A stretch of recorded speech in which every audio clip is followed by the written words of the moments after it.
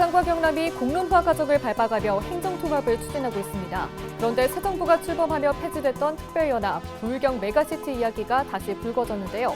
이를 주도했던 김경수 전 경남지사는 대통령 직속 지방시대 위원장으로 임명됐습니다. 경광용 거제시장이 공약으로 내걸었던 민생회복지원금이 다시 또 의회 문턱을 넘지 못했습니다. 변 시장이 조례안 내용을 일부 수정에 제안했지만 본회의에서 결국 부결된 겁니다. 고성군이 스포츠 산업도시 도약을 위해 추진한 유스 호스텔이 6년 만에 준공됐습니다. 그동안 숙박업계 반발과 예산 문제 등으로 지연됐는데 고질적인 숙박난을 해소하고 지역 경제의 마중물 역할을 할 수 있을지 주목됩니다. 대한민국 민주주의 전당의 운영자분이 성적을 놓고 여전히 지역에서 논란인 가운데 민주화 단체가 부적절한 위원으로 지목한 국민의힘 남재욱 창원시 의원이 기자회견을 열었습니다.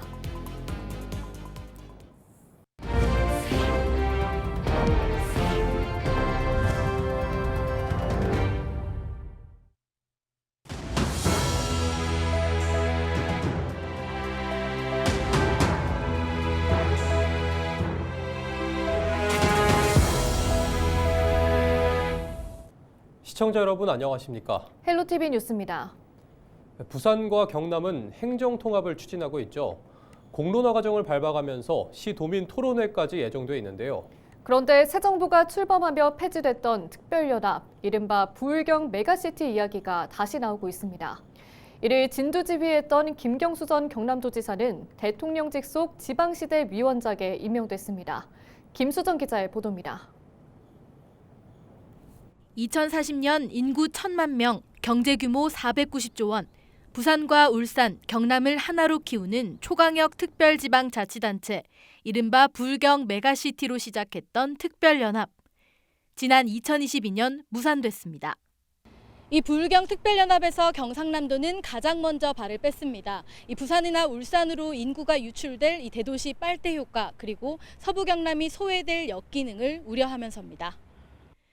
그런데 새 정부에서 다시 메가시티의 불씨가 지펴졌습니다. 대통령 공약 중 하나인 5극 3특. 5극은 중심축이 되는 대규모 권역인데 여기에 동남권인 부산과 울산, 경남이 포함돼 있습니다. 과거 이를 주도했던 김경수 전 경남도지사가 대통령 직속 지방시대 위원장으로 임명됐습니다. 김 전 지사는 대선 과정에서도 줄곧 부울경 메가시티를 강조했습니다.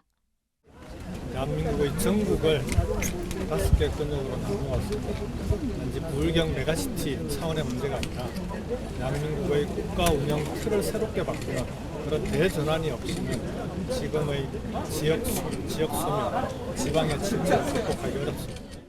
박완수 경남도지사는 여전히 이 메가시티에 부정적입니다. 이미 경제동맹을 통해 광역 업무를 하고 있는데 또 다른 특별지방자치단체가 필요하지 않다는 의견입니다.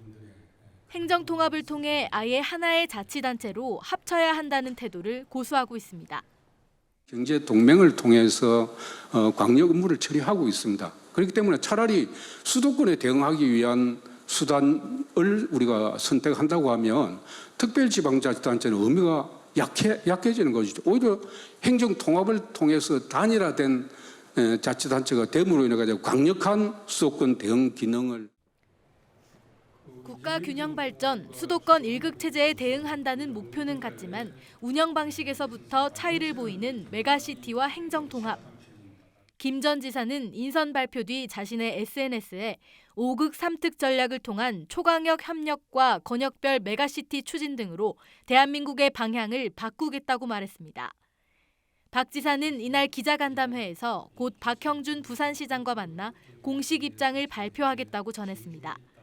그러면서 공론화가 마무리되면 여론조사 이후 특별법 제정, 주민투표 등의 과정을 거쳐 2-3년 안에 행정통합이 가능하다고 강조했습니다.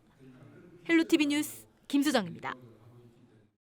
박완수 경남도지사가 30일 열린 기자간담회에서 새 정부와의 소통을 강조했습니다.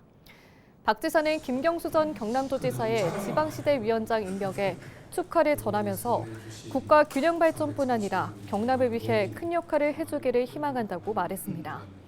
이어 정부 핵심 인사와 관련된 모든 인맥을 동원해 경남의 현안을 해결하고 경남 발전을 위한 일은 적극 나서겠다라면서 정당을 가리지 않고 빨리 국정기획위원회 등을 찾아 도정 현안을 설명하겠다라고 강조했습니다.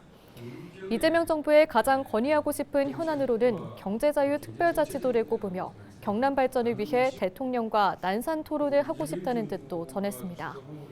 또 롯데백화점 마산점 폐점으로 인한 지역경제 타격에 경남도 차원에서 적극 노력하겠다는 뜻과 한국국제대학교 폐교와 관련해 진주시에서 적극 나서줄 것을 주문했습니다.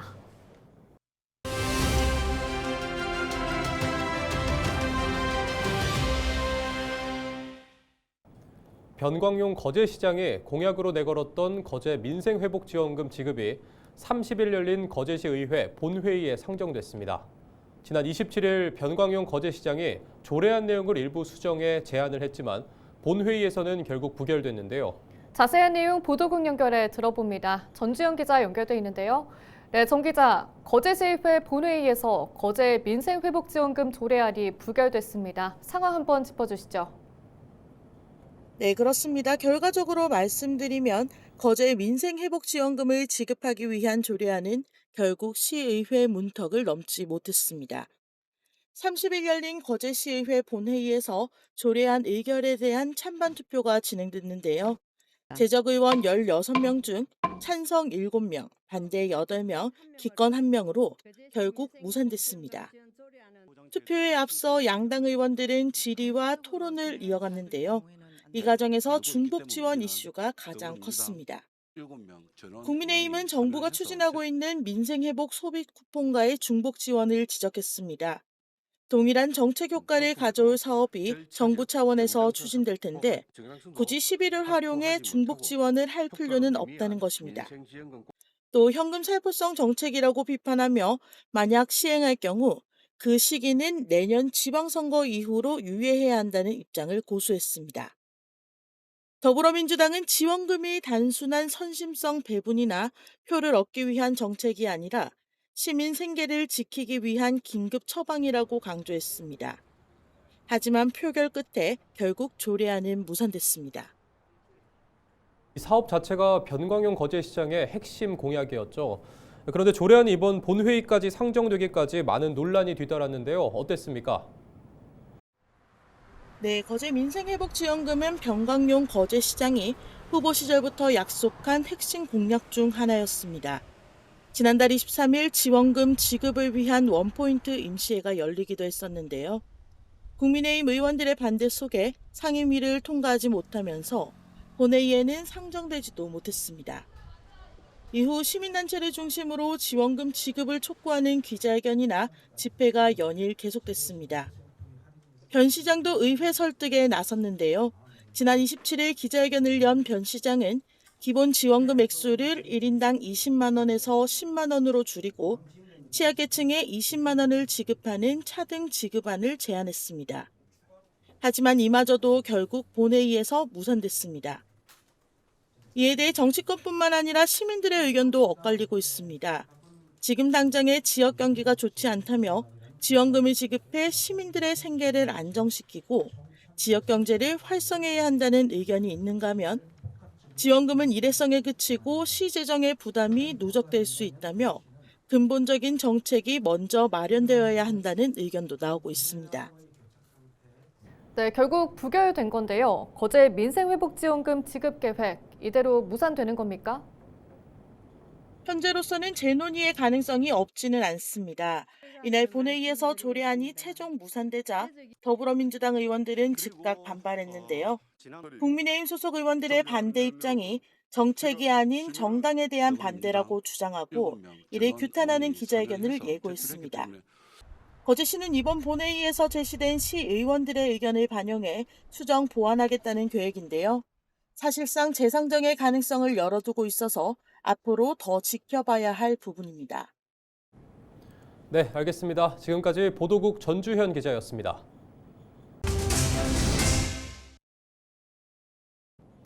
창원시의회 국민의힘 남재욱 시의원이 최근 민주주의전당 운영자문위원 위촉과 관련해 일부 시민단체와 민주당의 계엄령 옹호를 주장에 대해 정치적 프레임에 불과하다며 강하게 반발했습니다. 남 의원은 당시 본회의 발언은 탄핵소추권의 남용 가능성을 경계하고 이에 대응할 수 있는 비상계엄권을 헌법상 장치로 언급한 것이라며 계엄령 자체를 옹호한 적이 없다고 밝혔습니다. 이어 일부 시민단체와 언론들이 정치적 공세로 시민사회를 분열시키고 민주주의 전당의 공공성까지 훼손하고 있다고 덧붙였습니다. 고성군이 스포츠 산업도시 도약을 위해 추진한 유스 호스텔이 6년 만에 문을 엽니다. 숙박업계의 반발과 예산 문제로 수차례 지연됐지만 마침내 준공됐는데요. 숙박난 해소와 함께 지역 경제에 활력을 불어넣을 수 있을지 관심이 모아집니다. 보도에 표영민 기자입니다. 지난해 경남에서 가장 많은 스포츠팀을 유치한 고성군. 청룡기 축구대회 등 전국 규모의 76개 대회를 통해 4만 명이 넘는 선수단이 고성을 찾았습니다. 직간접 경제 유발 효과는 227억 원에 달했지만 낙수 효과는 기대에 못 미쳤습니다. 열악한 숙박 인프라로 많은 선수단이 통영, 창원 등 인접 도시에 머물며 소비가 외부로 빠져나갔기 때문입니다. 이러한 현실을 해결하기 위해 고성군은 6년 전부터 청소년 소련 시설인 유스 호스텔 조성에 열을 올렸습니다. 유스 호스텔은 총 46개 객실, 190여 명을 수용할 수 있고 300석 규모의 컨벤션 홀과 회의실, 체력 단련실 등을 갖춘 복합 시설입니다. 하지만 추진 과정은 순탄치 않았습니다. 유스 호스텔은 지난 2019년 사업이 추진됐지만 지역 숙박업계의 반발 등으로 6년 만에 준공됐습니다. 숙박업계 반발에 군의회가 제동을 걸면서 사업은 공사 중단과 재개를 반복한 겁니다. 그 사이 자재비와 인건비 등이 오르면서 공사비는 당초 240억 원에서 340억 원으로 늘었습니다. 하지만 이상근 군수 취임 이후 군의회와 숙박업계를 설득하며 다시 속도를 낸 끝에 준공을 마쳤습니다. 단순한 숙박시설이 아닙니다. 국내외 스포츠 대회 참가자들의 숙박은 물론 청소년 소련 활동과 기업연수, 학술대회, 지역 행사 등 다양한 마이스 산업의 중심이 될 것입니다. 스포츠 산업도시 도약의 마중물이 될 고성 유스 호스텔은 7월 한 달간 시범 운영 기간을 거쳐 8월 정식 개장할 예정입니다. 헬로티비 뉴스 표영민입니다. 정부의 고강도 부동산 대출 규제 정책으로 지방 부동산 거래가 더 위축될 수 있다는 우려가 나왔습니다. 부산시의회 서지현 의원은 30일 부산 미분양 아파트가 5천 가구가 넘고 거래도 얼어붙었다고 지적했습니다. 서 의원은 수도권 논리로 지방을 재단하고 있다며 지방 실수요자를 위한 금융 완화와 미분양 해소 대책이 필요하다고 강조했습니다. 또 지방 현실을 무시한 대출 규제는 청년과 무주택자에게 불공정하다고 꼬집었습니다. 부산 강서구 송정동에서 음주가 의심되는 30대 운전자가 연쇄 추돌 사고를 낸 뒤 도주하는 사건이 발생했습니다. 지난 27일 밤 11시 30분쯤 용원에서 부산 방향으로 진행하던 SUV 차량이 승용차를 들이받고 도주한 뒤 신호등 교차로 두 곳에서 잇따라 두 대의 차량과 추돌하고 중앙선을 넘어 역주행 중 택시와 충돌했습니다. 이 사고로 운전자 5명과 동승자 2명 등 모두 7명이 다쳤으며 가해 차량 운전자는 음주가 의심돼 경찰이 체열 검사를 진행했습니다. 강서경찰서는 정확한 사고 경위를 조사하고 있습니다. NC다이노스가 창원시에 요구한 21가지 사항 답변 검토 기한을 연장했습니다. NC 측은 당초 30일까지 요구사항에 대한 답변을 요구했지만 창원시 실무진과 구체적인 협의를 이어가면서 요청한 사안에 대한 답은 유연하게 조정하기로 했다고 밝혔습니다. 앞서 창원시는 요구사항 이행 방안 수립 등을 위해서는 검토 시간이 더 필요하다는 입장을 전달했고 NC 측은 수락했다고 전했습니다. NC 측이 창원시에 요구한 사안은 관중석 증설과 팬 접근성 개선을 위한 대중교통 노선 확대, 주차시설 신규 설치 등이 포함됐습니다. 이상으로 뉴스를 마칩니다. 시청해주신 여러분 고맙습니다.